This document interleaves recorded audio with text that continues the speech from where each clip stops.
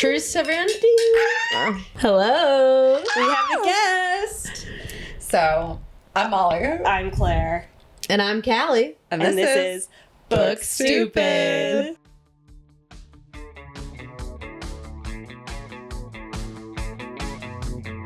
Welcome, Kalee. Thank you, girls. Thank you for having me. We are girl guests Yes. on Book Stupid. I can't believe. Yeah, I don't know how I got to the top of this list. Well, scheduling. Yeah. Convenient. Seems I maybe also just sent you a threatening voice note to ask to be on, but No, I feel the listeners need to know that you are my oldest, most trusted confidant. true. You're my bestie. I'm oldest is really hitting hard right now. We are 30. We're 30. Well, not yet. No, yeah. Well, yes. Birthday's on the horizon. Yeah. Hey, we'll get to that, listeners. But we knew each other back when, and I've dropped your name so many times in the pod already. I appreciate that. I think also we went through a lot of like our early YA romance reading together. Oh, yeah. Yeah. Do you know, okay, wait, this is, sorry to immediately launch into it, but do you know what book I remember you being obsessed with? Uh-oh. Shug. Do you remember that? Oh my gosh, yeah. Okay, when you guys were talking about you guys were talking about what it's something in full frontal snogging. You remember that book? That one of the Angus and the Thongs? Yeah. I think it was Angus Thong and full frontal snogging. Yeah. Shug was like my next after that because I was like, well, where else can I get teens kissing? Right. I kind of think it was like a girl who was like, didn't want to wear a swimsuit at the co-ed party. Oh, wait, that's so sad. Because that was She had no titties. Yeah, like she wanted to wear a big t-shirt in the pool, probably. Yeah. And you're like, this is literature speaking to real Yeah. beings. And she found love, though. She kissed. She kissed. And that's all we're really looking for at the end of the day. Yeah. Were you a Sarah Dessen Yes. girl like Molly? Yeah. Okay. I remember a really serious one that had like keys on the front cover. But Yeah. Molly, I don't know if you've named by name Battle of the Books yet on the podcast. I haven't. So Molly and I went to grade school together starting in second grade, and our school had this competition called Battle of the Books, which was that you were formed into teams, and you would both, I think we were just given like a kind of There's like a whole reading catalog list. of books, and then they would sit you down and they would quiz your teams on facts from the books. Yeah. Part of the challenge was like a time pressure. It's like you get this list of 20 books. It's like how many can you finish before the battles start? Wow. Because like you won't be able to answer questions about books you haven't yet read. I want to do this right now. Yeah. I want to do a Battle of the Books. I know. Totally. Because it was really fun to like and it was really like minute details about like what color shoes was Peter wearing when he did the race. Were you guys good at it? I imagine. So here's the Smug. thing. Molly was really good. Equal to Shug. No, not surprisingly, Molly was really good. And yeah, I was probably in the corner reading Angus Thongs and full frontal snogging. She's like, does anyone want to hear intricate details about making out? Who wants to quiz me? Your shoes are red. Yeah. They were red. But Molly, you would go to the championship a lot, and I remember watching. Yeah. Championship, was that like an inter school thing, or So you must have competed throughout the regular season. You compete. Oh, there's a regular season. Okay. You compete against your own grade, right? So it's third, fourth, and fifth graders, and you compete with just other third graders on a team of your own choosing of 3 during the regular season. And then if you're one of the top, I think it was like 2 or 3 teams in your grade, you sit for a written test. They're looking for the 2 top performers per grade. Whoa. Oh And then the final battle is combo 3rd grade, 4th grade, 5th grader. And you're randomly assigned, and it's one of those teams against another. A combined grade. So I don't remember you this. feel the full How pressure. have we not talked about this? This is insane. I know. And also, Yeah. hey, we just launched right into this at the beginning of the No, podcast. I need to hear See, everything. feels the trade because it's not just that we haven't talked about this on the pod. I've Ever. never told No way. Well, I was gonna say that this is the first time Oh we've my god, ever Battle talked of the about Books was like which is so cool of me because I was really good at it. Oh I my god, would've she brought it up was. so many times. on Molly's battle days. It was like don't talk to her. She's in the zone. I'll see you at recess. Okay, hope it goes well. Oh my god, this is like the plot of Fourth Wing. Yeah. And when you make it to the championship and you're the only third grader on your team and you've got a fourth grader and a fifth grader, like, don't fuck this up. Wait, so we're the only third grader? When you make it to the championship, Okay. yeah. Wow. There's another third grader on the opposite team. But I see. the top two third graders. I'm sorry. move to But they were dumber. Yeah.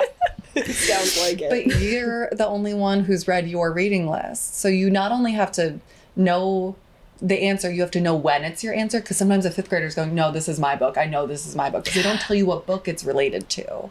What? And so you have to be like, no, I'm pretty sure it's from my book. So it's like an exercise in standing up for yourself, too. Totally. Yeah. Yeah. Teamwork. Yeah. Oh. You exercised a lot of demons in those years. I can't believe you never brought this up. But what a fun. Yeah, really good idea. And it was held in idea. the library too, which notoriously quiet place. Yeah. And you could get all a of little the grades heated. came and watched the championship. Mm-hmm. Did And they I do a 6th, 7th, 8th version, too? No. What a shame. And I Yeah, think what's I- the stop? I don't know. Yeah, I would keep doing this for the rest of my life. Maybe Professional book battle, Actually- whatever. maybe it was self-preservation that they were like, maybe you should go outside in 6th grade. Hey, so now that 5th grade's over, kids are going to start kissing. Yeah. We don't want you to miss out. Try to go talk to someone of the opposite sex. Yeah. We probably started reading and consuming all the same things at the same time. However, you guys talking about how you didn't have cable.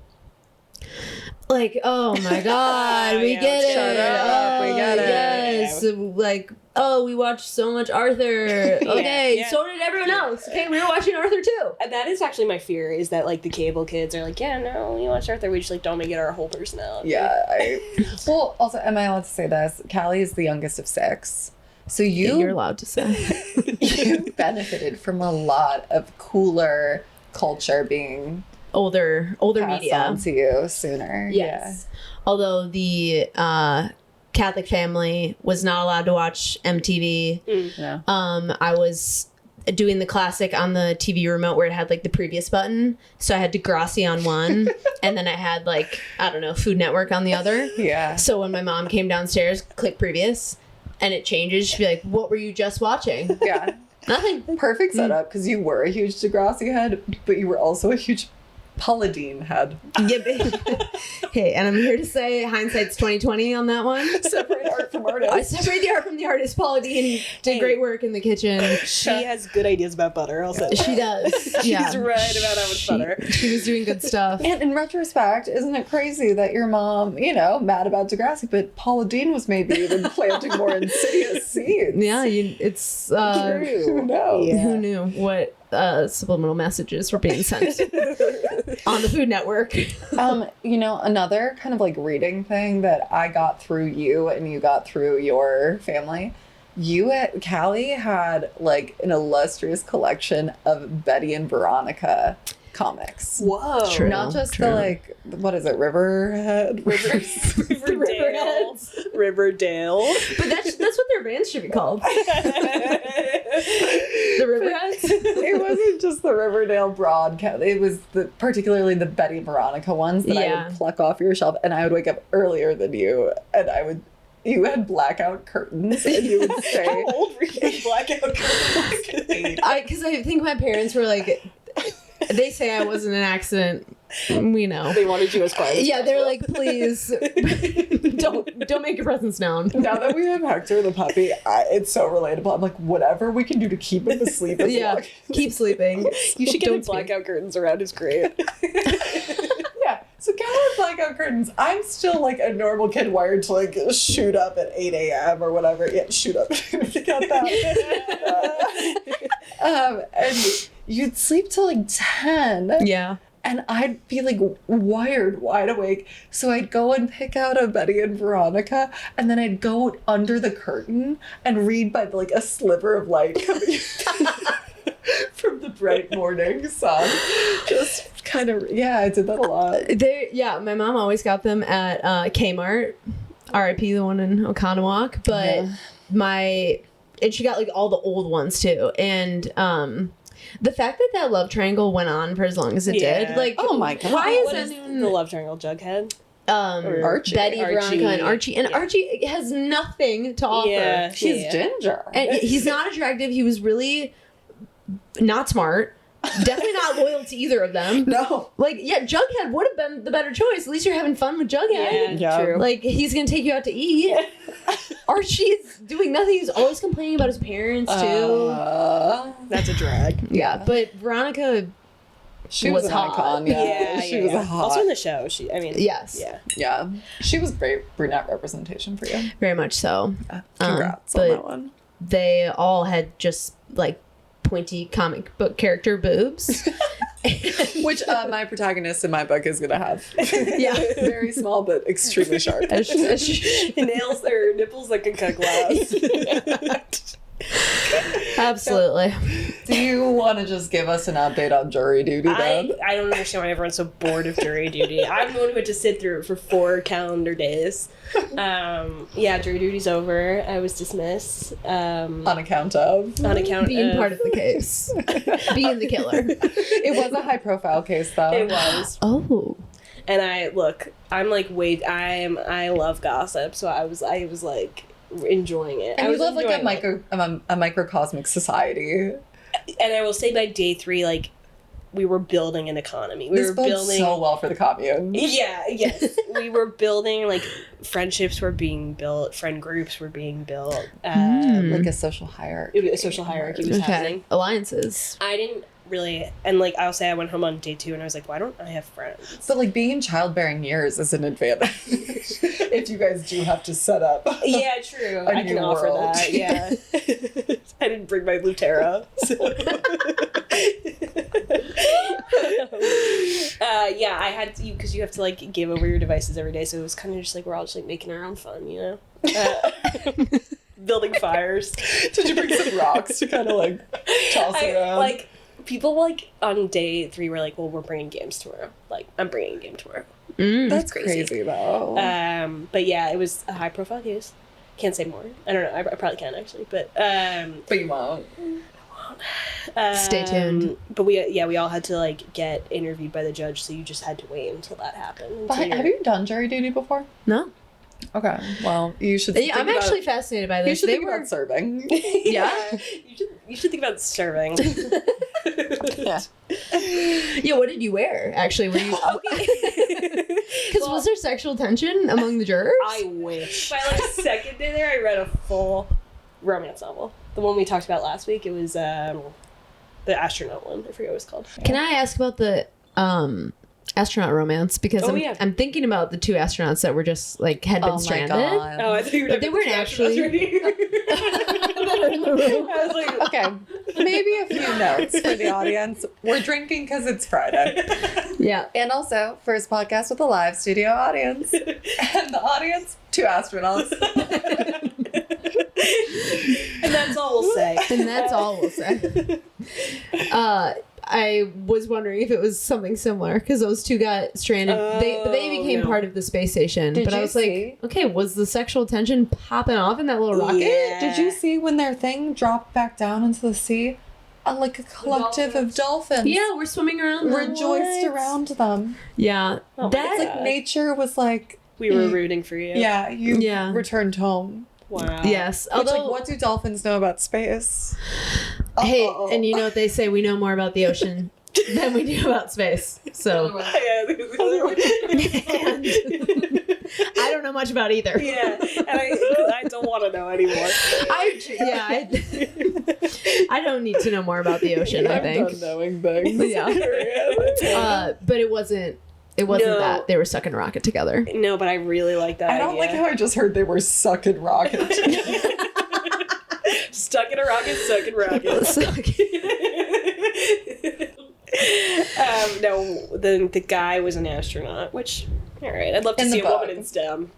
Come on. Yeah, she was an But event planner. She was an event classic I read the back of marketing. the book.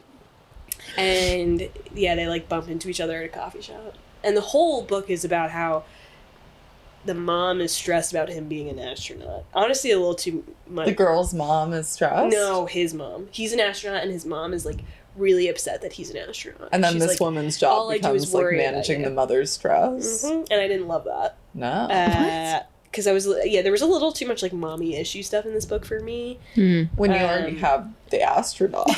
It's like, Yeah, you that rich actually enough? set up enough plot. Like, I'm good. And it was also a fake dating romance. And like, I just felt like my one real criticism of it was like, there were a lot of twists. And I was like, I feel like. Too much. Yeah, I feel like we had enough. Keep it simple, stupid. Yeah. Yes.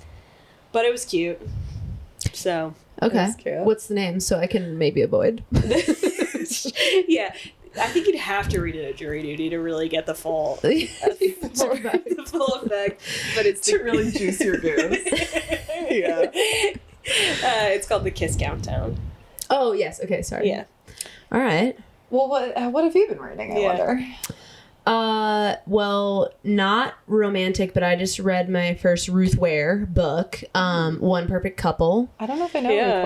Where. She has a few thrillers. There's like The Woman in Cabin 10, Oh, yeah. Okay. another one with the number 11. Did but this one have a 12 in it?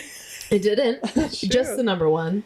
But it was like, or I don't know if I need to explain the premise of it. It was basically a reality TV show that they're all being sent out to this remote island, and who's going to be the one perfect couple that emerges. And the main good. character is she's a female scientist, women in STEM. Oh, thank God. Thank you, astronauts. And her boyfriend is a aspiring actor. And so she's doing it for him.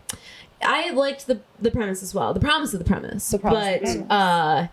She is a scientist who goes on a reality TV trip with, they know nothing about the show, the producers, if it's been booked, where this island is, who is on it, how long. And so they go, and then this is not shocking because it's on the book jacket. An accident happens and they're stranded on the island. So now it's these couples actually fighting for survival. Ooh. And some of them are more sinister than others. Wait, I want to read this. Did you like it? I did not, but to each their own. To each their why own. didn't you like it? I want to know. I did not like, you don't learn anything about the characters, but you are supposed to care if they live or die. Oh, yep. And they all came on a reality TV show, and you have no background about them except that they like wanted to be famous. So when accidents start to befall them, I'm like, well, I don't know if like Sandra was a good girl or not. So I meant to care. she can be washed away, I suppose. Bye, Sandra. Bye. That's so funny. And yeah, so I wasn't invested in the characters, but I know that people really like Ruth Ware, and I want to give her another go in something different. But also just, if it was called One Perfect Couple, like none of the couples actually liked each other, and none of them had any reason to root for them as a couple. Yeah. So, I was just, I was doing that thing on the Kindle where you're like skipping 2-3 pages ahead. Like That's not a good sign. yeah, it's not a good sign. When you were building the stakes, like, and they have no information about this thing. They don't know the producers. It's all a black box. I'm like, yeah. Yeah, I also, this is going to be in my notes later to respond to you Sign too. me up. Juice, I couldn't relate to you more when they're like, we're just two Aries, like type B people. We don't know how we ended up here on this podcast. I'm like, no, I'm so anxious listening because I know that someone behind the scenes had to like get a date on a calendar for them. Yeah, we're both wearing shock collars underneath. Like, I'm sitting here thinking, like, no, I'm listening to this podcast and listening to Molly's voice because she hasn't called me back. Oh, that's sweet. But it is really nice also because I listened to you guys, like, I was cooking the other day and I was like, it's almost as if we're all talking. And that's when I started taking my notes because I was like, well, I want to talk chat. back. Yeah. Something to say. But yeah, I'm so honored to be here. Okay, yeah, that's what I read. What about you? Okay, so this week, not a great reading week for me. Work. But I did see a show with you last night. Uh-huh. And I think we actually might have some Broadway show coverage to do here. The Broadway beat, if you will. The Broadway beat. Hell yeah. We saw Oh Mary last night. Yes. It was so good. It was so good. And you have already seen it and talked about it on the pod. Mary. I saw a different Mary. A different Mary. You saw Cole. No, I saw thank you. I saw Betty Gilpin. You saw Betty Gilpin. Oh, so there have been multiple Marys? Yeah, I don't know. This is the third. Oh, really? It was I didn't know that. Cole, Betty, and then Cole, Betty, and then Titus. Yeah. That's how was awesome. Titus?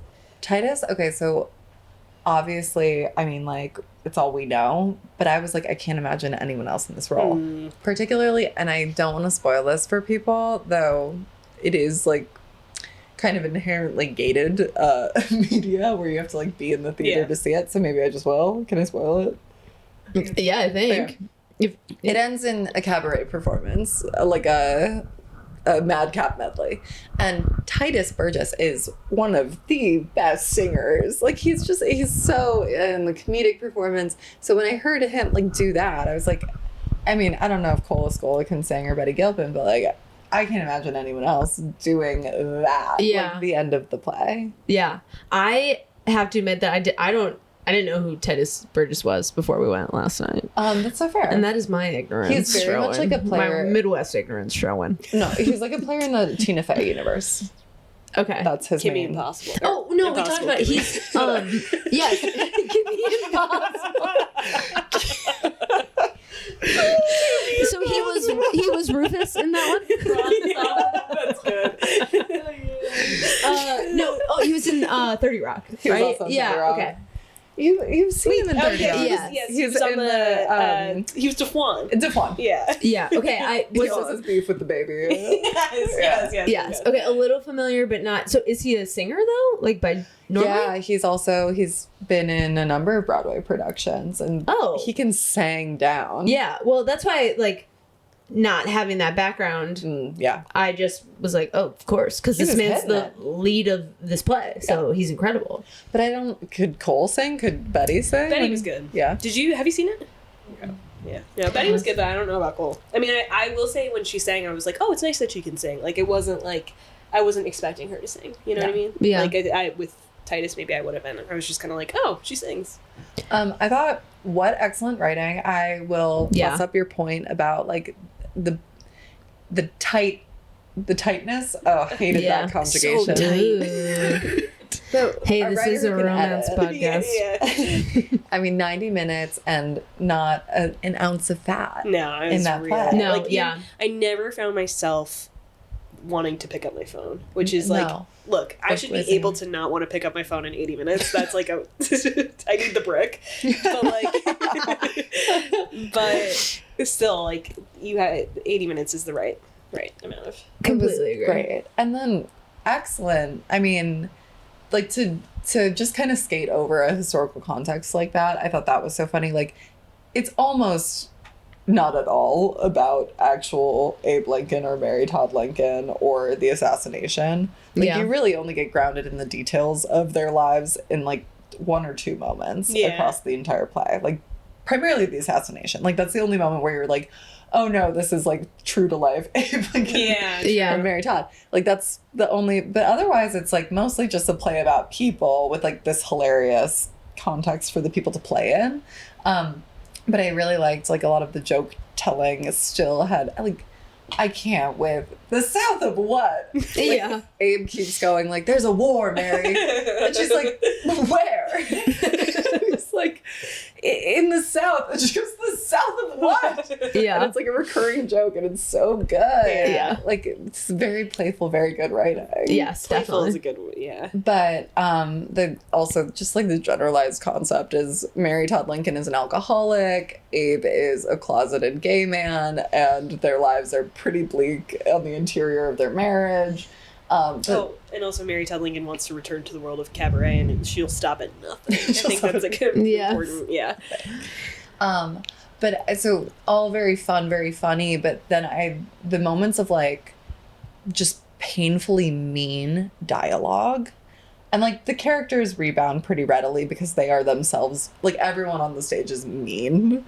But like it felt true to the premise where it's like you're dealing in like people denying who they are, people like being lost to substance abuse, like the moments where like you got like a click deeper on them, it is mean. Those are people that are fucking mean to each other. Mm-hmm. And I liked that the writing didn't shy from that either. Like it wasn't so silly, so funny that like I didn't believe that these characters like had real problems and had real conflict. That's a really good point, I think. Yeah. Wow. Incredibly insightful take on. Well, I'm just over here like. It was so I was funny. like, oh, what a good time I had. It was so funny. No, it was very funny. Yeah. And like, I just am. I need people. I like. It's nice to really laugh. Yes. It's good to laugh. It's good to laugh. Like It's so really, good like to I laugh. don't know. It made me laugh hard, which I feel like sometimes it's hard to come by these days. Yeah. No, I laughed the whole time. Boy, did I laugh. Boy, did I laugh. And sometimes we Among look at each other and we go, Which is, I feel like, real life equivalent of now on Instagram sending someone a little thing and being like, hey, did you laugh? Did you see it? Tell me you laughed. Imagine you can do that in real life. wait, also this just came to me, but I need to say it. Kalee and I did a boxing class earlier today. We did a lot of DDR Max as children. Yes. Like so much DDR Max, the video game where you dance on the pads, but then our dogs would respectively chew through the wires. Yeah. You would like a month or two on a given pad, and then it was like, no, we're out of DDR. Time to replace again. For a while.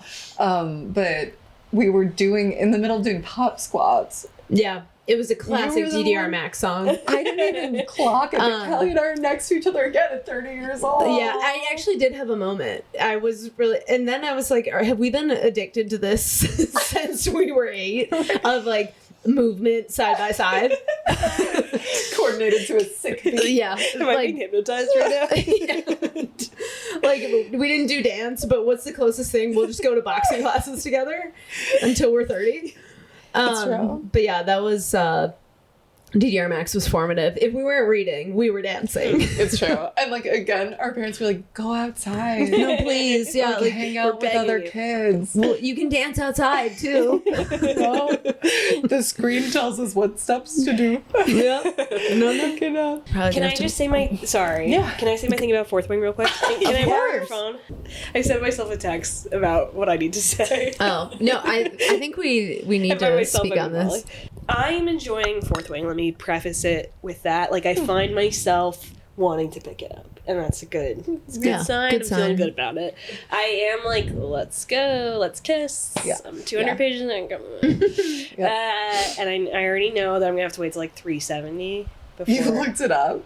I skimmed because I was like, what? Like, And what did you skim for? What words were you looking for? throbbing, Pulsating, yeah, wetness. you know. My one bone to pick is like we are to believe that this girl is so smart, so sharp. She's the smartest, actually. In fact, if we're to believe Zayden, of her, what are they? Of her year. Quadrant, her year, her cohort, whatever. She can flirt very well, in my opinion. Oh. Smart people can't flirt well. But I'm like, I think the author wants me to think that she can flirt, and I'm like, she's not flirting well. Like that we think that she's clever, or she She's supposed to wants be us to clever. think that she's Yeah. clever, and she's not. And let me just read you an example of Yeah. what I'm... Okay. So a lot of times when they're chatting, there's like a sexual innuendo. Like, they just like fall into a sexual innuendo, it seems like. And this is... Okay, so she goes, the ass is the love interest. The ass has the nerve to smile.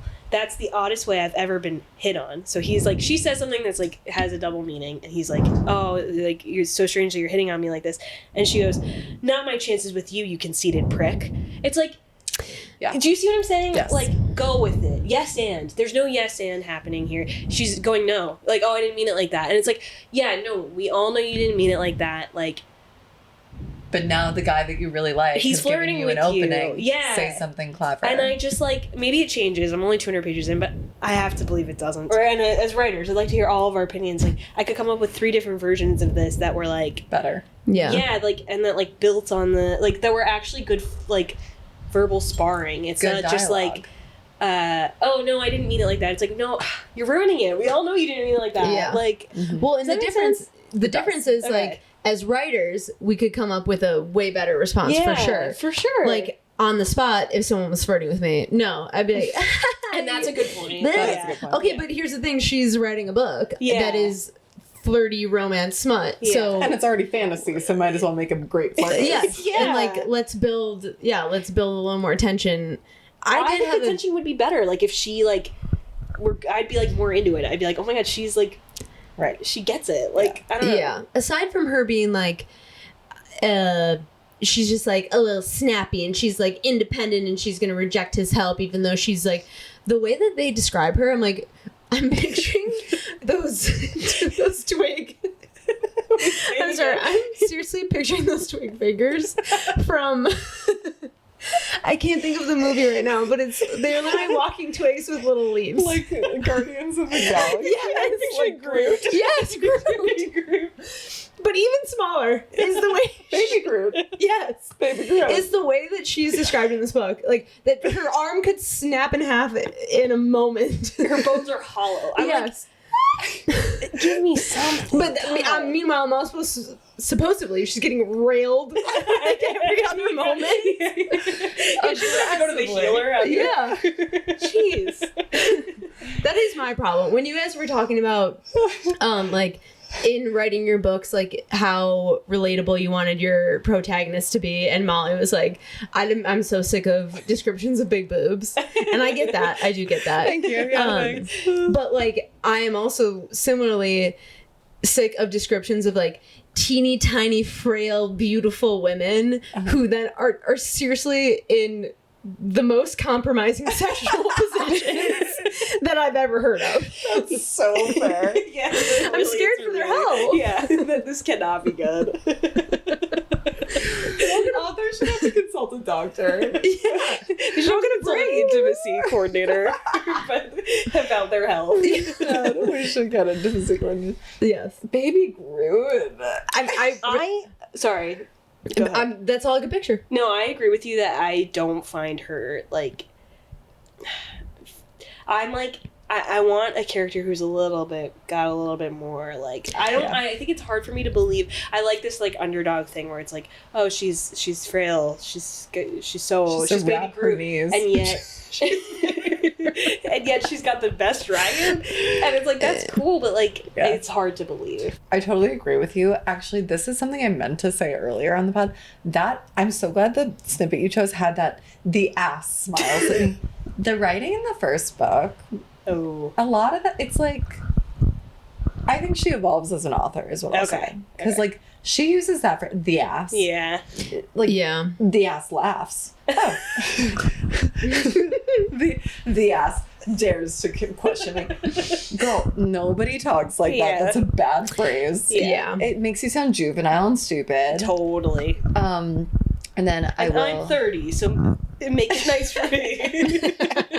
Make it believable for me. But then I'll also build on Gyps's point. I get that it's foreshadowing, yes, but like I similarly didn't really care about Violet or like believe that she could be this like drop dead, life changing, just like gravitational force for Xaden. Yeah.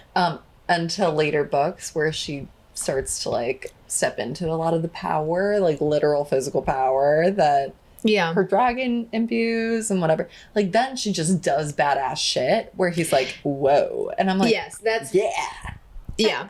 That's better. Then they're better matched. Yeah. But right now it's like, and I do love that she's like the smartest one. Like that's I like, but it's just hard for me. I think I'm agreeing with you on the baby Groot of it all. Like I think it's hard to believe that she has the physical potential. I like that their foreplay is fighting. Yeah, I do like that too. And I like that's what you like about it. And that's not a question. Okay. I just said what I liked and we can move on. I think we should ultimately credentialize Kalee as an expert and insightful reader and writer. And why is she here? No, that's you belong on this because couch. of that amazing baby Groot reference. I'm sorry, because now it's going to be in your head for the rest of your reading, and I was halfway there. I needed like a visual. I was like, but she also uses so many like like branch and twig analogies for her body. Doing that to baby Gru? Baby Gru, you're so brittle. No, not that. No. Baby Gru doesn't need to know about that. Her 3 leaves are gonna fall off. Okay, so I think we've like covered that you're a reader. You're a girl like us. You've been One of you. I'm so happy to be in page in the amongst common common interests. Yeah. But how about you as a writer? I mean, tell us a little bit about your professional pursuits. Well, and thank you for asking. I am a copywriter, all one word, which means that I don't make copyrights for things and I don't trademark things. I write in marketing and advertising. I have been doing it since I graduated. I worked in some ad agencies, but now mainly internal. And I would say that the main difference between the writing that you guys are doing and the writing that I do, short form only for me, the shortest of forms even. Yeah. If you use more than 3 words, they'd like you to stop. They're like, whoa. Please. Hey. Because I'm sorry, I got it really is going to be in our heads. Because we all get ads all day long. You don't want to read long ads, and you're not even paying attention to ads at all. So what words catch your eye anywhere? Penis. If only. So I do sometimes envy long form writers like you guys because you have so much like more space and literal words to express an idea. But I have found that like in past jobs, if I had to write a blog or work on a website or whatever, I was like, oh, you gave me the space and the time. All right, I'm going to just type away and add in some things that maybe aren't necessary and are now I'm just kind of like a stream of consciousness that I'm putting into here. And so when I read books, it's so much easier to critique from the outside, being like, man, that one was long. Like I got bored halfway through, whatever. But they had to like build an entire character, whereas I'm literally like writing a 5-word headline to try to like sell you on a product, and I can't tell the story. So, or I have to be able to tell a story in those 5 words. Yeah, which is... And that constraint, being economical with your words, like that's the hardest thing of all. It is, but then you sometimes find yourself falling back on like common tropes of like the word unique or unique, maximize, optimize, which red leather, yellow leather. Which if it hasn't been mentioned yet, Molly and I also went to theater camp together. We did, yeah. So just another reason why we both needed to go outside. But yes, so I am a writer. I've never tried a novel, so I'm so excited to follow your journeys. When I was younger, I'm the youngest of 6, I tried to start a collection of poems, and since I'm the youngest, it was going to be titled The Bottom of the Barrel. And that's a poet. And it was going to be a collection of poems of all the ways that my siblings wronged me and why I really needed more attention. You're like, if someone would just maybe take a look. Please. But I never got past the title. And I think that's worked out really well for me professionally. I'm loving picturing you in your blackout curtain room, the bottom of the barrel. Yeah. All caps. Yeah. And then nothing after that. What age did this have? It was prime Betty and Veronica time. It was when we just moved out to the Hickory Lane house, so second, third grade. But my mom found it and was like, okay. And Drama. your mom would go looking for stuff because that's why you had to hide your Cosmo magazine. My Cosmo, and that was Sorry, Food Mom. Network and Cosmo. Yes, but I don't know. Was anyone allowed to read Cosmo? Because if we're talking about first exposure to some spicy material, it was Cosmo. If I ever got to an airport without my parents as a teenager, I was buying Cosmo for the plane. Unaccompanied minor. Yeah, hold on a second. Do you know, one of the first flights I took without my parents was to Haiti. Oh my God, yes, for your vision. I was 17 and I said I'm going to Haiti. My parents said, I'll be back. your oldest child? Okay. We don't really know how this works. Usually someone like meets you on the other side when it's an accompanied minor for an airplane. Like on the other side is just the country of Haiti. Actually, this my mom and I talked about it on the phone this week. When she was 17 or 18, her high school did like, you know how like the boys' high school, we went to an all-girls high school, and the boys' high school did that like vocare. It was 2 weeks where the boys just got to like fuck off and go volunteer. And they just like, it was in the spring of senior year and they were doing, you know, volunteer work, they weren't doing anything. So it was 2 weeks free where we were in classes. But I guess my mom's, like, I've heard of different all-girls schools doing this too, where like one of my college friends had this. It wasn't so much like volunteer, it was like vocational stuff. It was like try to figure out like what you want to do as a job. I think it was kind of like hangover stuff from like when women like might not go to college, and it was like figure out if you want to be a receptionist or so my mom had those 2 weeks her senior year. She spent it on, her friend's dad owned like some kind of like shipping infrastructure where ships, my mom grew up in Cleveland, like boats would go down some river to another port, come back with materials. I don't know. So my mom and her friend were like, yeah, we're just going to go on one of these cruises. Find our vocation. A river cruise.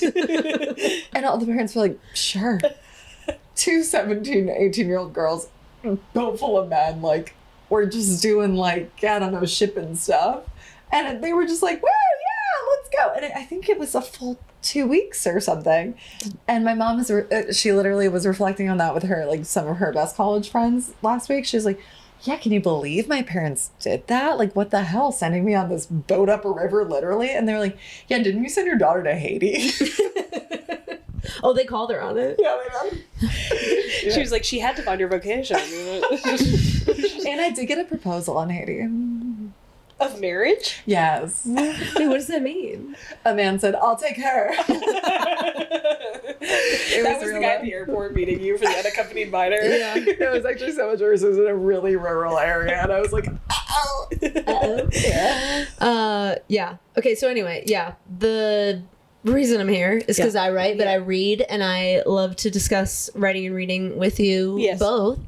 But you guys are embarking on an endeavor that I have always thought about, but never do it. Not like Do you want to? well, here's the thing, So because you owe 10,000 words by April 31st. Is that good? Could I? Well, so this is what we were talking about before we started. Like, you guys are, you know, working, and you set these mile markers and deadlines. So a writer, you always have to work against a deadline, and some people, like, you work well with that or you don't. And I have always loved a deadline. Yeah. But let's say your deadline is Friday, you think you should start Monday, but like sometimes you like start to brainstorm on Monday, and then you kind of like dick around a little bit, and then you go on a walk and you're thinking about other stuff, and you're reading a book and you're listening to other things, whatever. And then you actually like, okay, Tuesday I really have to write, and I'll just like throw stuff onto a page, and it is like a smattering of random thoughts, which is another thing I wanted to talk to you guys about, like the blank page paradox. Some people hate to face a blank page. I really like it because I never view it as like your first blank page has to be so serious. Like, right. You should just like throw a bunch of thoughts onto there, and like you're gonna do draft after draft after draft. So like, why not make the first draft like a bunch of like your first thoughts and like your intuition, and like what, when someone, you know, it's different like in advertising, but someone's giving you a campaign, and it's like, here's what I thought of first, or here are the words that you said that, you know, I feel are important, and I'm gonna write those down. And together they don't make any sense, but like a few days from now when I'm trying to put them all together, I'll be like, you know what, like that person had said that, and it seemed like they really liked that word or like that concept, so I should try to tie it in. But I also had this random other thought, and like, how could that fit into this, whatever. So you like, it's a stereotype of writers that it is that we're all just like head in the clouds, like, oh my god, lackadaisical. But you do eventually take all the nonsense and make it into something. Yeah. So you shouldn't feel bad about like there's this writer that I follow on LinkedIn. I won't plug him because I don't like him. But you don't like him? I don't like him. But one of his things is always like, you don't like, it doesn't have to be so serious, and like you think that writers are just like fucking around, but in that time, like it's like when you dream, like your brain is working through stuff and like picking up other things, and that can translate into your work. Also an incredible excuse to just fuck around all the time. No, this is actually making me feel a lot better because I think I'm like coming at the blank page thing where it's like I'm like I have to just like start from the beginning and like just start like I think I'm coming at it like I have to just like write a novel and it's got to be like this linear thing, and like maybe it doesn't. Maybe it's just like a brain dump. 10,500 words can be any kind of word in any order. It can be kind of like it can be jazz. Scat? Is that the word? Yeah. I can scat on the pig. That's like poop. That's like animal poop. Yeah. That is the right word though. Skeet? No, that's something different. And there will be that. There will be skeet on these pages, baby. No, I think that incubation period matters so much. Like, you've got an idea knocking around your brain, and like you're actively working on it, even if it is in the background. Yeah.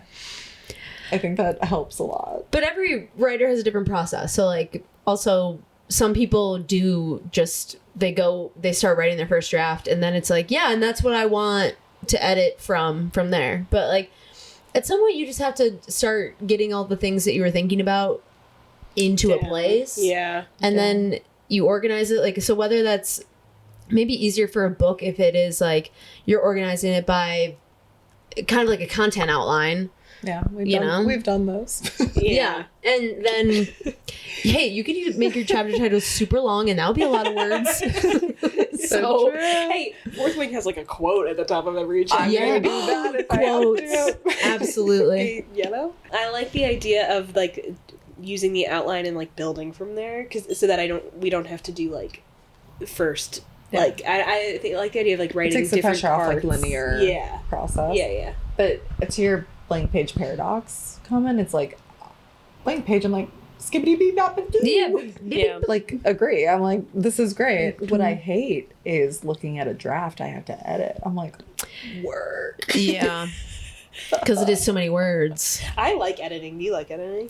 I do. And I was going to say this, like, when we were doing our speeches back and forth for Molly's wedding, like, it is so much easier to edit someone's work than it is to, one, like, write yourself and also have your work edited. Yeah. So I always, like, I want to be conscious of that. But also, here's the thing. That's why there are editors. That is a different job than a writer.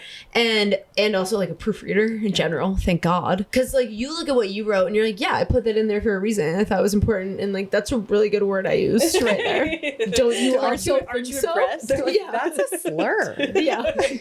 Yeah. You said then, scat 4 times. Because even you guys sharing your book jacket blurbs, like, you could tell that, like, it's a vulnerable thing, like, sharing your writing, because it is, like, again, something easier to look at from the outside and critique and edit. And even when I'm on my Goodreads just, like, spouting my mouth off about books, I am like, oh, but I didn't write a book. So and you know what? That's actually something I've been kind of, like, stressed about. It's like, I run my fucking mouth about, like... Yeah. How I hate The Bodyguard. I talked about that for 4 episodes. About that book is trash. That book specifically. Like, and like, what if I can't write something better than The Bodyguard? Yeah. Like, what if it's those who can't do Here's my pontificate? Thing. Like, if I'm a hater, I'm a hater.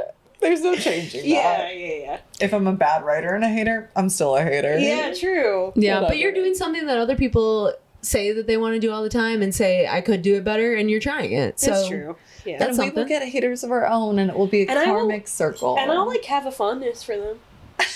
Yeah. I see you. I know you. I am you. I am you. Thank you. And sometimes, like, when you get edits in writing, it is like, oh my God, whatever. Like, she's so annoying. I mean, I was doing this today with someone. I was like, she is so freaking annoying. Like, but why don't you try it? And then 2 hours later, I was like, so she is right. She was right about that. And I will rewrite this, but I'm gonna take my time. But what you said about like, no, I put that in there for a reason. It's a good reason. Like that locked in for like, yeah, like As long if you can back it up, that's the Yeah. thing. It's like I know, but like that doesn't mean it's right to include. No. Just because there is a reason doesn't mean like that reason supersedes the other. Well, sure, but like constraints or it's whatever. like if you like it's not like you just like did it, you know. Yeah. And like I think it's like because then people give criticism without reasons all the time. They're like, I just don't really vibe True. with the word you chose, and Yeah. it's like, Yes. okay, we'll say why. Because I have my reason why I picked this word, so Yes. let's go to court. so I'm gonna sue you. Back to jury duty. I guess like I don't want to go to court. I want That's to try true. to just be like, thank you. You want to settle out of court. Settle. I want to go to mediation, and I want a fair and equitable solution for everyone. Yeah. I don't know. Okay, so what other? You had more notes. I want to talk about. Sorry. No, yeah, get in I here. want to talk about what Kalee wants to talk about. Like, yeah. Sorry, one of the notes you had that I want you to talk about. Which one? About talking about smut with. Discussing smut with people that you have a not super intimate relationship with. You've never smutted with them. Yeah, you haven't smutted with them before. To be clear, you guys aren't saying you've never fucked. No, I'm kidding. It's like Lisa at the office. Yeah. It's a coworker, it's your mom, Yeah. it's your mother-in-law, it's like your cousin even that you're like, oh, for me, it's family. I wasn't sure if we Family, could yeah. if we were gonna go there. Like someone that you wouldn't regularly discuss sex with. Yeah. You now have both read an extremely sexual book and you're going to talk about if you liked it or not. And what is implied is Did you like it do you when like he the sex? did that? Or yeah. Yeah. But you know, you're like when you're talking about books with other people who read, that's like already a nice, you're like, okay, yeah, like you read, what do you read? Yeah. What specifically do you read? Okay, now we're narrowing in on like these specific books that have sex scenes in them, like, and like we're all human. This is what I had to get over because even like my sisters are a little bit older than me. They're all married, and I wish them really happy, healthy sex lives. But Beautiful. you know, one of my Beautiful. sisters being like, and I just absolutely loved Verity. I'm like, so the teeth marks in the bed frame. You're That was something. Yeah, no, absolutely. Because like That's when I your come thing. over for my nephew's birthday next week, I'm gonna check your headboard. Yeah. Headboard. but it's like you, as you guys have said, and extremely true. Like romance novels are so much more than any of those scenes. Yeah. But it is like to acknowledge the awkwardness Yeah. of what's happening in the book. Yeah, I don't know. It's weird. Like, I don't really have. Like, it's weird that that's how we. Like, it's okay for us to talk about it. Like, it feels like it's the It kind gives of you thing. permission. Yeah. Yeah. To talk about it, but not talk about it. Right. Because like you're not actually asking those questions. Like, oh, well, that scene was kind of crazy, even though they're like pivotal scenes in the book. The sex Yeah. stuff. You're not actually talking about those. No. So it's kind of fun. It's like a litmus test. It's like a vibe check. Yeah. Yeah, like, I are agree you- with that? It's like, and like when I find out that someone who I didn't anticipate is like a romance reader, like tells me that they have read. I'm like it makes Yeah. me feel Yeah. very endeared to them. I'm like, I agree. where it's like, oh, like I have spilled wine that I didn't know about. It makes me feel. Newsstands. It makes me feel like, oh, I could fuck with her a little bit. I agree. Yeah. Definitely. Yeah. And we Yeah. don't need to like get into it, but it's like Yeah, it's like real recognize real. Yeah. Instead of, people who only want to discuss like super highbrow literary books, which have their place, but Yeah. like, Yeah, great. And they're not mutually exclusive. no. no, it like, you can, outside of the sex scenes that happen in a book, there's also like a lot of other plot and character development. Yeah. So, But I get it when you're like having a conversation with your mother-in-law. It's like all I can think is like we were talking about a book with so much graphic sex. yeah. That it filters in. Yeah, because there's also then like, so this is something that we were talking about. I have, and I don't know if you guys have too, but like in my life, a lot of women who enjoy romance novels are also women who are in like very high stress, high performing roles. Yeah. And I know for sure, like my aunt, who's been an NP for a really long time, even when I was in grade school and I'd sleep over at her house, she had Philippa Gregory novels in the guest room. And my little Cosmo reading self was opening those ones. My paws on these. I mean, the cover is a woman with like her full top off. Yeah. Yes. But so then my sisters and I were talking about that later, and we were later in life, being like, "Did you also read the books?" And like someone brought it up to my aunt, and she was like, "When I get home, I don't want to think." I don't want to think anymore. I'm not trying to learn. I'm not trying to be super critical. I want to turn my brain off, read like something enjoyable. Yes. And that's what that is. Because like you are almost always guaranteed a happy ending, pun intended, in romance novels. And you're like, okay, like what's better than reading about like love and friendship and good times, right? And like evolving as a person, because there's always like and she got a new job, like there's always some other, So we're not we sure. talk too much about it. I also feel like reading is revered as like a hobby that's like elevated. It's like she reads, and so like when you read, it's like people think you're like kind of like a little bit more like, I don't know. That you're so sophisticated. It's one of the more sophisticated hobbies. I'd put it with, like, I don't know, another, whatever. It's somehow more... another laying down hobby. That's just like, when you read, you're just sitting. Yeah, right. And people think it's like... Another woman on a fainting couch reading her little novel. I think people think it's like, you're a smarter or better person because you read, and it's like... Well, I'm just reading my dirty books. Yeah. Actually. I'm just trying to get a little thrill. Yeah. But I think that's part of the reason why there's a permission to talk about smut, because it's like, no, we're really, like, look at us, we read. Yes. So it's okay to talk about it. You know what I mean? Yep. Totally. Our very good friend Mary, her joke was always that she couldn't read because she just didn't want to read for fun ever. And then she joined a book club in Milwaukee a couple years ago, and she's like, guys, I can read now. And they were reading Colleen Hoover and like a lot, but that's the thing is like people also like disparage Colleen Hoover, and you can have your opinions about her writing style and whatever, but she got a lot of people into reading. Yeah. And if the worst thing is that now more people are reading books in general, that's not so bad. No, like, it's not a bad thing. Then, because maybe they're going to read Colleen Hoover and be like, Tessa Bailey's next. Yeah. And I did want to talk to you guys about Tessa Bailey. Let's talk about Let's rip into Tessa. I had my first encounter.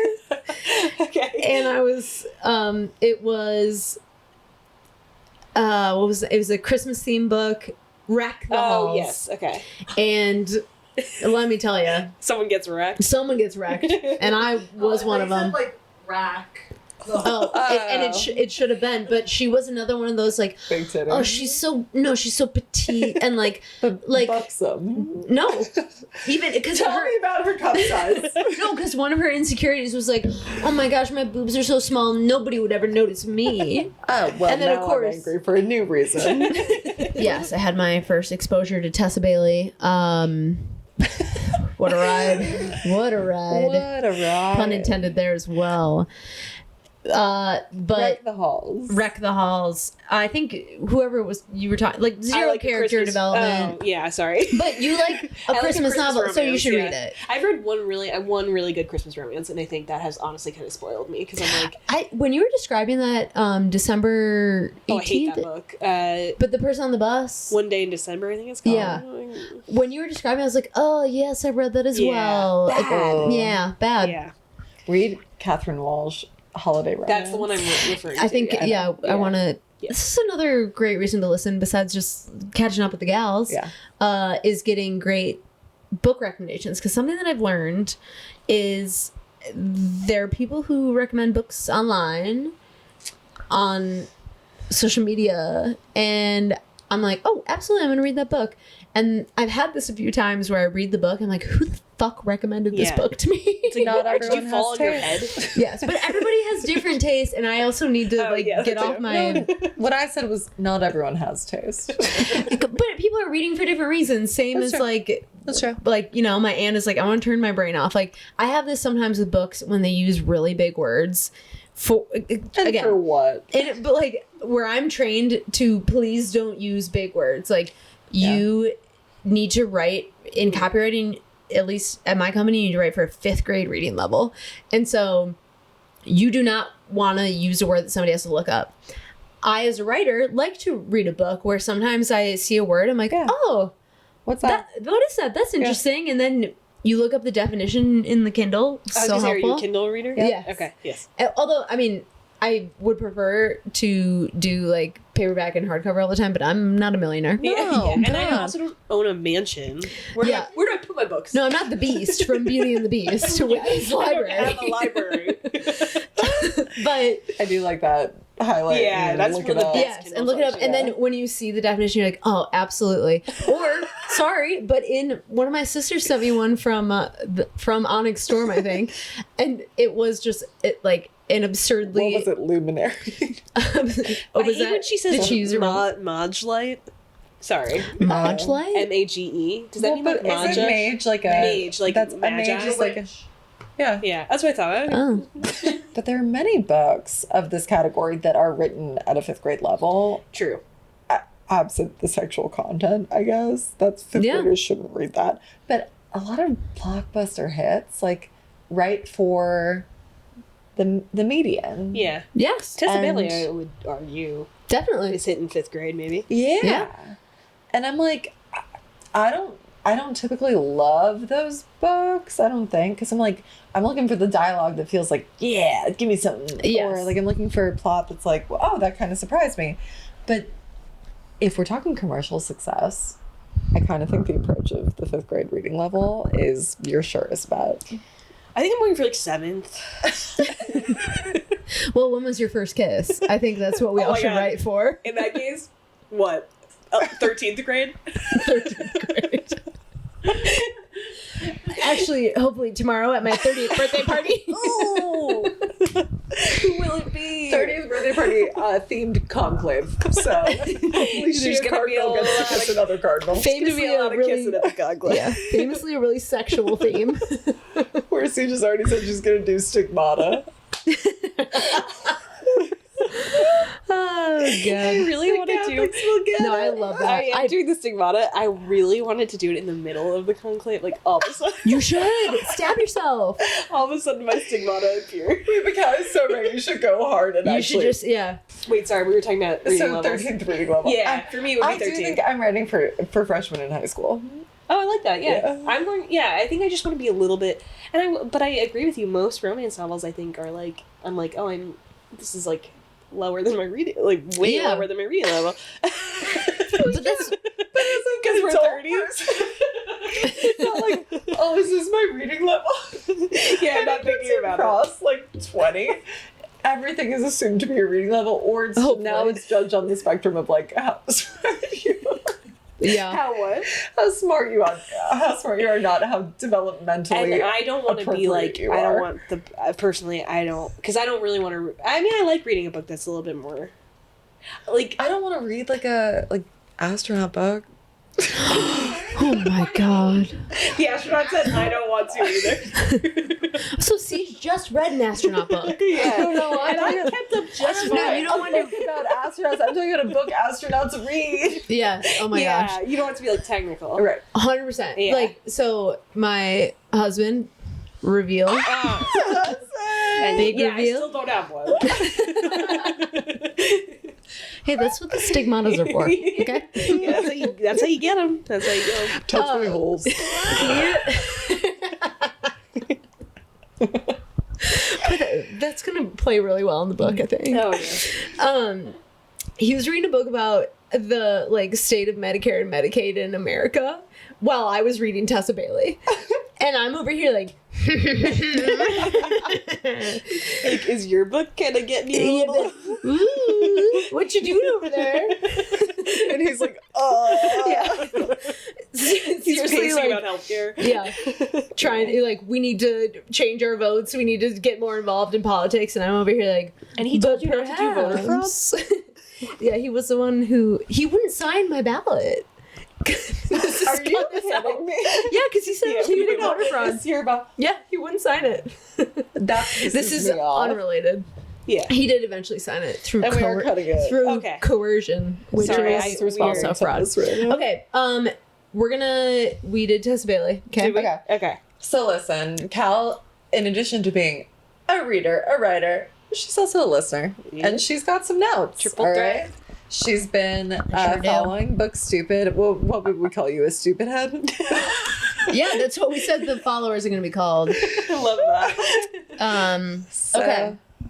We have to go read through us. this quickly because everyone's yeah. got to Read do us. that. Yeah. All right, so I've been hearing that Siege likes enemies to lovers. She likes being called by her last name only. You like the workplace romance. Makes me sound like such an ass.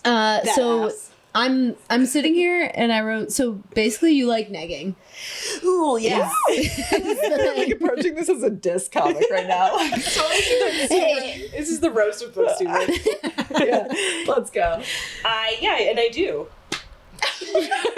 And what's wrong with that? Yeah. No, it's what we're so back So to you admit it. so I you admit do. it. The excerpt that you wrote where she's like they don't have a lot The of ass banter back and smiles. forth. Yeah. Like I like that. See, I think that's a great starting point. It's just I want her to like bite back more, you know? yeah, give a little something. Don't just let Yeah. him Like he's negging her, and I'm like, she should be negging him. So Yeah. you want to be nagged because it gives you permission to like then you neg. recommend. Sort of, yeah. It's a double negative. I want want a double everyone to be negative. negging. That's clever. Yeah. Yep.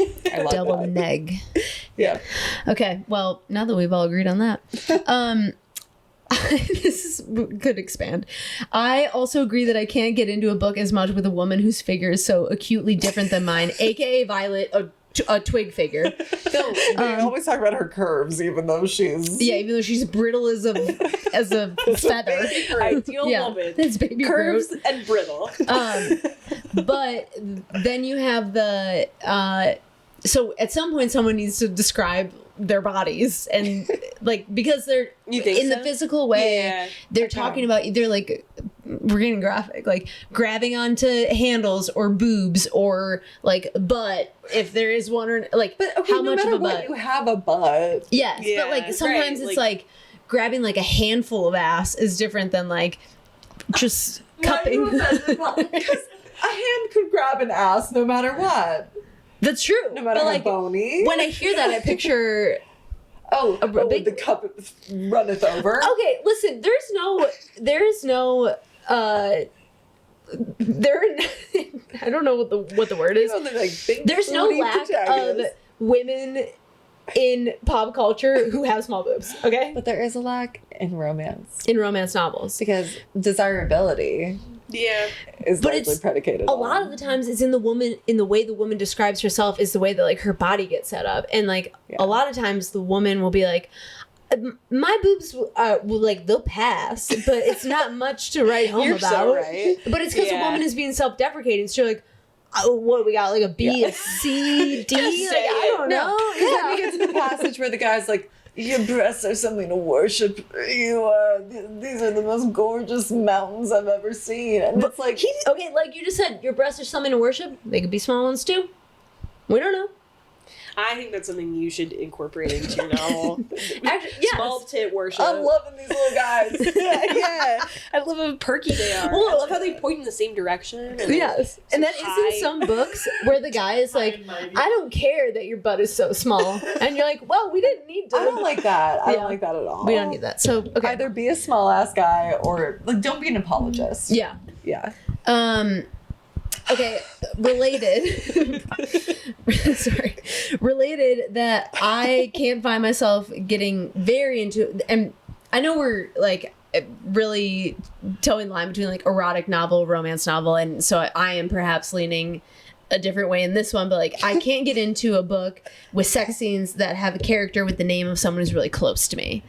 So like my mom, Yeah. like if the character's name is Beth and they're doing stuff, I'm like, That's oh, her mom's name. Yeah. okay, so can you read a book that you're like, oh no, I don't think so. or I just disassociate? Yeah. I think it'd be like that's yeah. a different Jenny.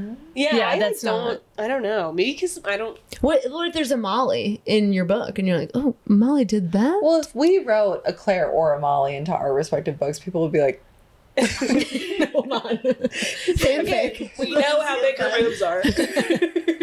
Yes, and this is only talking about sex scenes because also, as you guys have said, like in a romance novel, it's there's a lot other growth. So also you want that for your friend or family. Yeah. That you're like, oh, she's also learning a lot about herself and becoming a competent woman in many other ways. Well, but also, for example, the book we've now talked about a lot on the pod, the How to End a Love Story, the male romantic lead is Grant. And I never once thought that your last name was Grant. I know. It didn't even cross my mind. Yeah.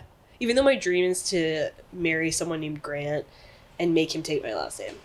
Great Grant. Do you remember in grade like school, one of my big crushes had the last name Young, and my ambition was to marry him and then hyphenate, so it'd be Young. And then we'd name our kids things like Kiki Young. Okay. I don't remember this, but I remember the guy now, actually. That was funny in middle school, too. That's the thing. And you were already thinking about it. Book battle of the books. Yep. Oh, this crush never made it to Battle of the Books. Oh, no, he was not there. No. Okay, I'm trying to go fast. I'm sorry. Okay. Go on.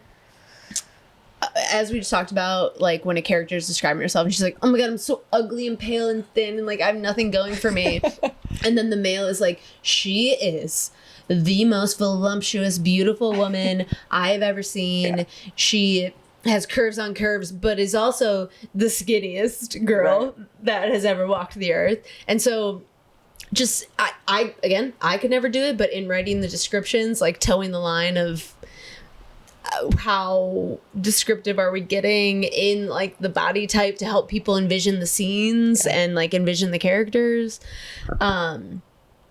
I just don't like when the woman is also so self-deprecating, and then we're also supposed to believe that everyone else in the book, like in Fourth Wing, she just like stops a crowd, you know? Yeah. And do you know what works in Fourth Wing for me? It's she never really talks about her appearance at all. She talks about her frailty. Is that right? Oh, you mean she never talks about how half her hair is silver? I totally retweet your point, Gal. It's like, if I'm mostly learning about the physicality of a character through other people, I can't have her talking about her physicality too.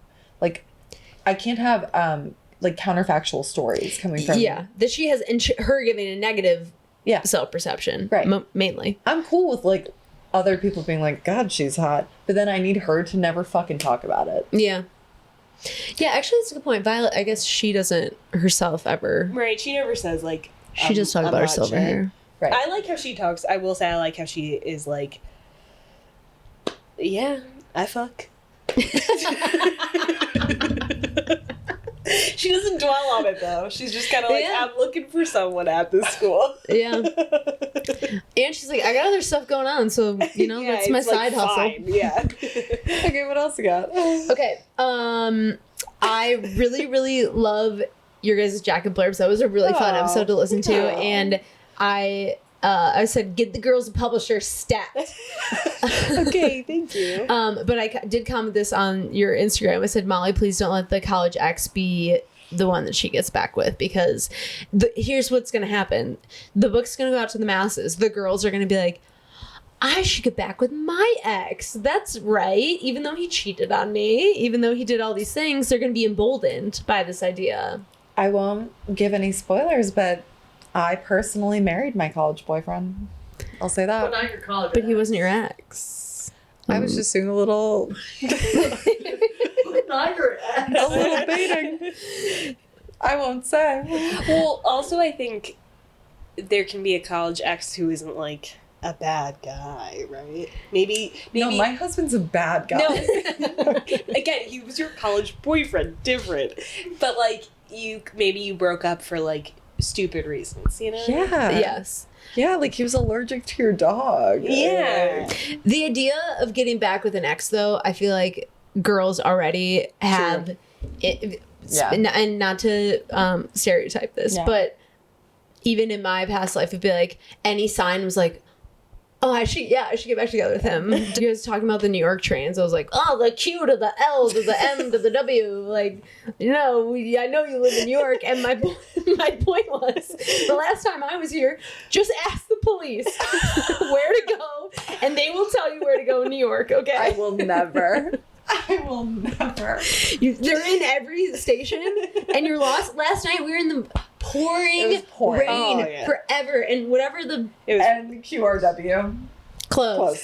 Closed. Closed. I experienced The entire I night took a we're cab walking close. everywhere. I see the police. I'm like, why aren't we asking them for help? They know. Yeah, like, I every know street. these guys. Go shoot his dad, Callie. Cut that. No, but the best part is if you just go up and go, and they were like, do you know where you're going? I said, well, this is the last time I visited. I said, I'm going to Greenwich, which I know now that's not how you pronounce it. And I wanted to come on this podcast and say it that way for all the non-New Yorkers who are like, Yeah, what for representation. friggin' letters and numbers are they talking about? Like, ooh, there's a subway in New York. We understand. You guys, I love it, and that's the romanticism of the city as well. But hey, normalize it for the others. No, right? yeah. Thank Think you we're for accessible. Thank you for keeping us honest. That Yeah. was good. Yeah, we're a little fuckers. And that's it. Those are all my notes. I love to listen, and I love to just to be here. Thank you for your notes. Yeah. These were great. Hell yeah, Cal. There are other things that we should talk about tomorrow that are like Yes. dumb, And then next You time won't you're get on to as hear well. them. and you won't get to hear, listener. Yeah. All right, so I think this brings us to Yes. what's the most romantic thing that happened to you this week? And I'm going to point the first question I at. think you guys should start because you're the owners. All right, see, you start. I can start. Hell yeah! No Take surprise. a little sip. Yeah. No surprise here. Mine's about jury duty. I want to just have a disclaimer. Jury duty and like the court system itself is not romantic. The criminal justice system in this country is not romantic. So let me just disclaim with that. But in the small society we built, there were there were romantic things that happened. And I don't know. I just like, first of all, I saw so many people getting married down at the courthouse. Oh my and that was kind of like a God. small romantic thing every day. That's peak romance. Which was Oh. sweet. But then like just like the way, I don't know, the way people want to be a part of something was really moving to me, weirdly. Like, again, like a lot of people were like, oh, I don't want to be here, but it was like, I don't know, it feels like you're kind of enjoying this and you kind of like want to be here. And I don't know, it's just like the way people want to be like, it felt like theater camp for adults a little bit. Like people want to feel important and like, Yeah. I mean, jury duty is paralegal, one of the most important things you can do. Serving is one of the most important things you can do. Everyone deserves a fair trial. Sorry, did you say serving? Yeah. And like the fact that people, I don't know, take time out of their lives to do this is Already kind of romantic. romantic to me. Yeah. But in the way that people like made friendships within our small society was also cute to me.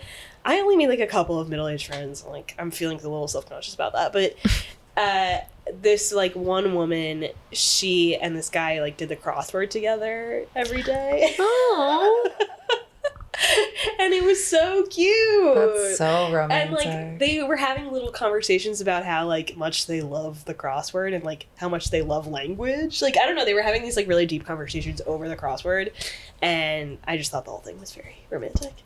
Couldn't agree more that yours is extremely romantic. Here we go with mine. Kind of plucking it out of my head right now. Okay. So most romantic thing this week, I think, I had dinner with a friend. Maybe I won't name him. But he, at the He's time... an audiophile. Should I not say that? He's an audiophile. But at the time this episode releases, he will be engaged. But we were talking about his engagement, like what he's going to do to propose. And what I found so romantic about it wasn't like, you go through all the like steps of I'm like going to the jeweler to like fine tune the ring, and then I'm gonna like do this, and her family needs to be involved, so I'm gonna get this restaurant. Like it's all a bunch of pragmatic stuff surrounding the proposal itself to make sure that it's like memorable and like lovely for her. But what I really loved about it is like how much he was focused on like the proposal being the starting domino. Like he understood the proposal to be like a package of things that is like, it constitutes a life. Like it was like, I propose and then we will have like a house and a dog and a kid and a family and like these, like all of these kind of like terms where you meld lives together. And it like the most romantic piece to me was like how much he understood the gravity of that question, of that kind of like like that moment that has now been kind of like maybe blown out into something, you know, like the proposal story. Like commodified. For him, it wasn't the proposal story. It was like his marriage story. It was like the thing that becomes so much bigger. And I loved it. It felt like, you know, standing on the cliff with him because then he jumped. Yeah. And it was very romantic. And I think you're one of those people who has always taken, like, I think marriage is so serious to you. And, like, you probably appreciate that in other... I loved it. Yeah. It was very romantic. We can cut that. I was just riffing. I thought that was sweet. Okay. Thank you. Just trying to, like... I take marriage seriously. I was trying to, like, yum your yum. And Thank you. I thought it was really yummy. I wanted you to be telling the story, but it was like, these proposals. What is the most romantic thing that happened to you this week? Okay, so it isn't a specific thing, but it's a notion that I've been thinking about for the past week because I went to the Kelsey Ballerini concert in Seattle. Jealous. And she has this song called I Would You? Ooh. And I love it so much, but it is not a purely like romantic song. It's about friendship. And the chorus of the song is call a car, hop a plane, never call you insane. I was thinking about it because last week I was in California and then we were back in Seattle and I was like, I'm flying to New York on Wednesday. And my mother-in-law was like, oh my gosh, you were really coast to coast. You're a crazy girl. And I was like, no, my best friend flew from New York to Seattle for my 30th birthday to surprise me. And I am going to do the same for her. I'm going to fly from Seattle to New York and go see her. And the idea of would you? Like she did it for me and I will do it for her. And not like a tit for tat even situation. It's more like you are my really good friend and I would do anything for you. Would you do it too? And that's why we're best friends. That's why we've been friends for so long. So that is the most romantic thing. And now here we are. And now we're on a podcast. Yeah. Who let us do this. Oh, boy. And I love you both so much. Love And you, this has been a pleasure. Which was actually very And impressive. unfortunately, I can't go any lower than this. But what a great time. Love you Thank both. you for coming. Love you. Yeah. Well, And- that's Book Stupid today. Yeah. All right. Time to go eat dinner. Sorry, guys. Time to go. Bye.